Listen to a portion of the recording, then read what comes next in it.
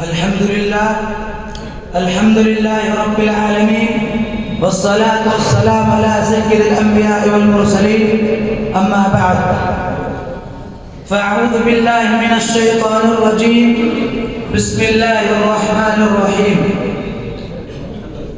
يا أيها الناس إنا خلقناكم من ذكر وأنثى وجعلناكم شعوبا وقبائل لتعارفوا إن أكرمكم عند الله أتقاكم إن الله عليم خبير. May praise be to Allah, the Creator of the worlds, and peace and blessings be upon His Prophet Muhammad sallallahu alaihi wasallam, the head of all messengers, upon his family and all his companions. In this meeting, I have been asked to speak somewhat on the concept of equality and justice in Islam.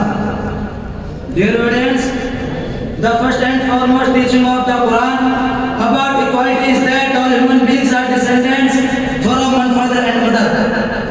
Thus they are equal on the basis of humanity.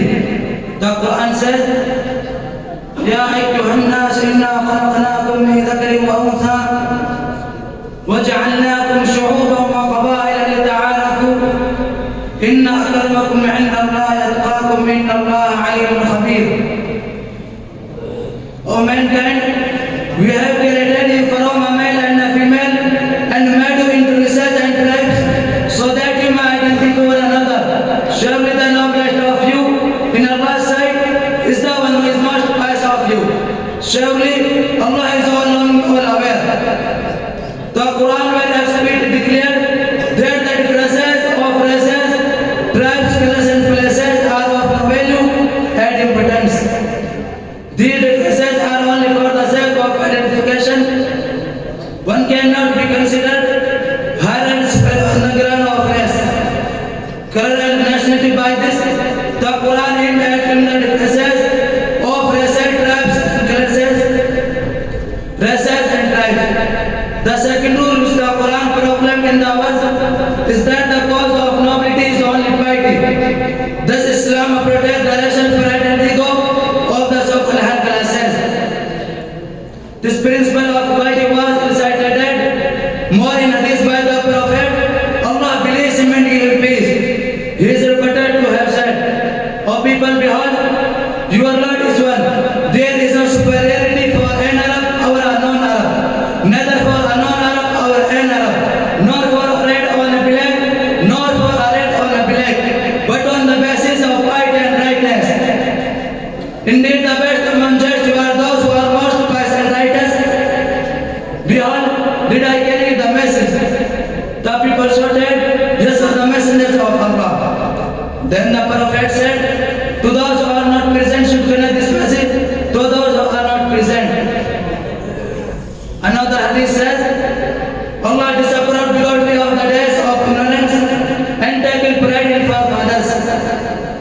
People are of types, pious, righteous, assembled for Allah, or nefarious, reached insignificant before Allah.